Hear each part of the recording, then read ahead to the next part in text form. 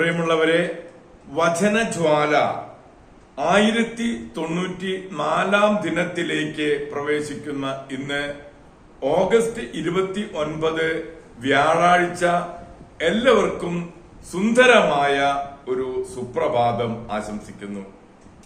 ആഗോള കത്തോലിക്ക സഭയിൽ ഇന്ന് നമുക്കേറെ സുപരിചിതയും നമ്മുടെ നാട്ടുകാരിയുമായ വിശുദ്ധ എവുപ്രാസി അമ്മയെയും സ്നാപക യോഹന്നാന്റെ ശിരച്ഛേദത്തെയും അനുസ്മരിക്കുന്ന പൊൻസുദിനമാണ്. ഇന്നത്തെ വചനവായനയിൽ 1 മക്കബായരുടെ പുസ്തകം 13-ാം അധ്യായം 39 മുതൽ 53 വരെയുള്ള തിരുവചനങ്ങളാണ് നാം ഇന്ന് ശ്രവിക്കുക. ഇന്നോളം ഉണ്ടായിട്ടുള്ള വീഴ്ചകളും അതിക്രമങ്ങളും ഞങ്ങൾ ക്ഷമിക്കുന്നു. നിങ്ങൾ നൽകേണ്ട കിരീട നികുതി ഞങ്ങൾ വേണ്ടെന്ന് വെക്കുന്നു. ജെറൂസലേമിൽ നിന്ന് പിരിച്ചിരുന്ന മറ്റ് നികുതികൾ ഇനി പിരിക്കുന്നതല്ല. എന്റെ അംഗരക്ഷകരാകാൻ യോഗ്യതയുള്ളവർ നിങ്ങൾക്കിടയിൽ ഉണ്ടെങ്കിൽ അവരെ നിയമിക്കുന്നതാണ്. നാം തമ്മിൽ സമാധാനം നിലനിൽക്കട്ടെ. 170-ാം ആണ്ടിൽ വിജാതീയരുടെ നുകം ഇസ്രായേലിൽ നിന്ന് നീക്കം ചെയ്യപ്പെട്ടു. സമുന്നതനായ പ്രധാന പുരോഹിതരും യഹൂദരുടെ സേനാധിപനും നേതാവുമായ ശിമയോന്റെ 1-ാം ഭരണവർഷം എന്ന് അന്നു മുതൽ തങ്ങളുടെ പ്രമാണങ്ങളിലും കരാറുകളിലും ഇവൻ എഴുതാൻ തുടങ്ങി. ഇസ്രായേലിന് സ്വാതന്ത്ര്യം.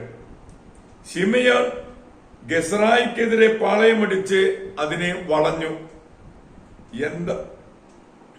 യന്ത്രമുട്ടിയുണ്ടാക്കി നഗരത്തിന്റെ മതിലുകൾ ഇടിച്ചു പൊളിച്ച് ഒരു ഗോപുരം കൈവശപ്പെടുത്തി. യന്ത്രമുട്ടിയോടൊപ്പം ഉണ്ടായിരുന്നവർ നഗരത്തിൽ കടന്നു.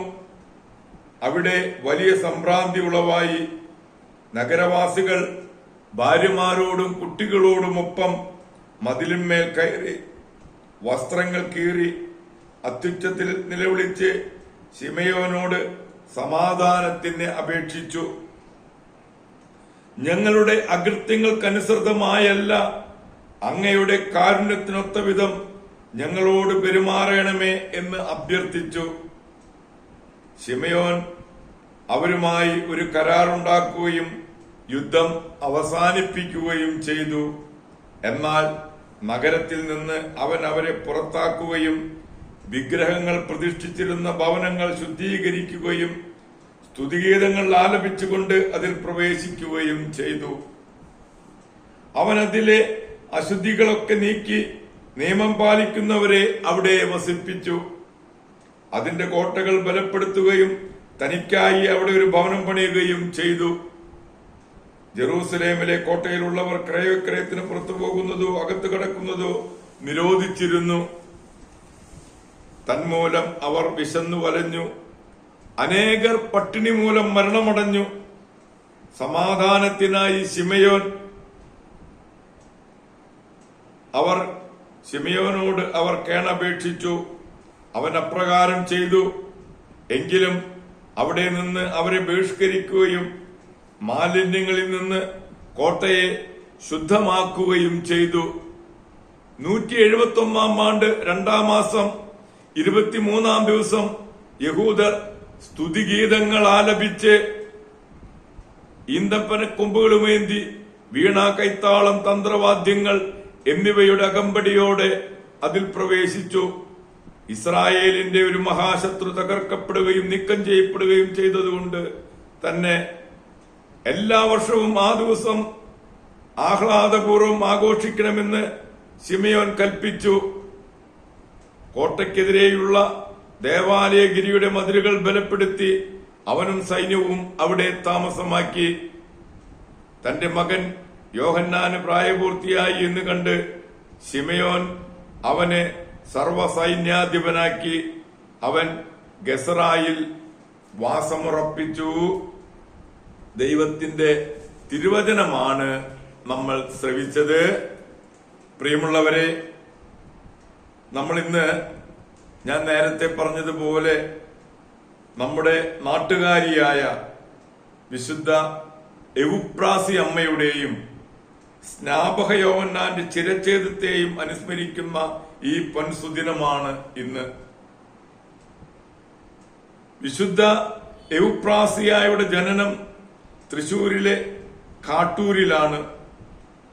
എവുപ്രാസിയുടെ മാമോദീസ പേര് റോസ എന്നായിരുന്നു.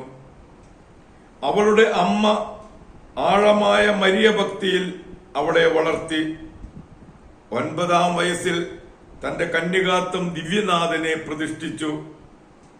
പരിശുദ്ധ കന്യകയുടെ ക്ഷണപ്രകാരം 20-ാം വയസ്സിൽ കർമ്മലീത്ത സഭയിൽ ശിരോവസ്ത്രം സ്വീകരിക്കുകയും എവുപ്രാസിയ എന്ന പേരെ സ്വീകരിക്കുകയും ചെയ്തു.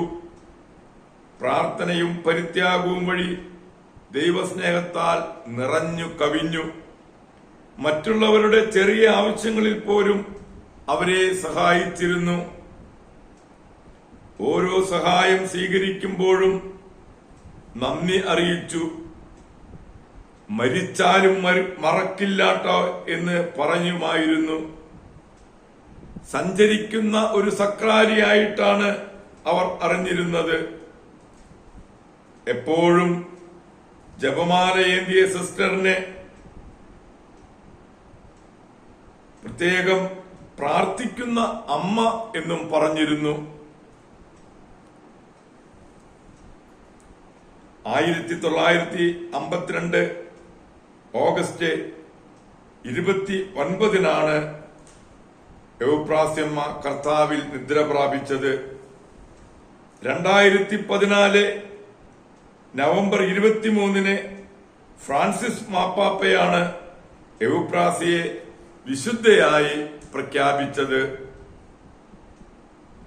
പ്രിയമുള്ളവരെ, ഇന്നു തന്നെ കന്യകാമറിയത്തിന്റെ ഇളയമ്മയായ എലിസബത്തിന്റെ മകനായ സ്നാപക യോഹന്നാന്റെ ശിരച്ഛേദവും നടക്കുന്ന ദിവസമാണ്. ജനിക്കുന്നതിന് മുമ്പ് തന്നെ കന്യകാമറിയത്തിന്റെ സന്ദർശനത്താൽ ഉത്ഭവപാപത്തിൽ നിന്നും മോചനം ലഭിച്ചു. കർത്താവിന് വഴിയൊരുക്കുവിൻ എന്ന് മരുഭൂമിയിൽ വിളിച്ചു പറഞ്ഞ ശബ്ദമാണ് യോഹന്നാന്റേത്. ജോർദാനിൽ വെച്ച് യേശു യോഹന്നാനിൽ നിന്നാണ് ജ്ഞാനസ്നാനം സ്വീകരിച്ചത്. ഹെരോദോസ് സഹോദര ഭാര്യയെ തന്റെ ഭാര്യയായി താമസിപ്പിച്ചത് ശരിയല്ല എന്ന് പറഞ്ഞ് കാരാഗ്രഹവാസം ഏറ്റുവാങ്ങി. ഹെരോദേസിന്റെ ജന്മദിന പാർട്ടിയിൽ നൃത്തം ചെയ്ത സലോമിയുടെ ആവശ്യപ്രകാരം സ്നാപകന്റെ തലവെട്ടി താലത്തിൽ സമർപ്പിച്ച ആ ദിവസമാണ് ഇന്ന്. വിശുദ്ധ എവുപ്രാസ്യമ്മയുടെയും സ്നാപക യോഹന്നാന്റെയും മധ്യസ്ഥം യാചിച്ച് ഇന്നത്തെ നല്ല ഈ ദിവസത്തിലേക്ക് നമുക്ക് പ്രവേശിക്കാം. എല്ലാവർക്കും നല്ല ഒരു വ്യാഴാഴ്ച ദിവസം ആശംസിക്കുന്നു.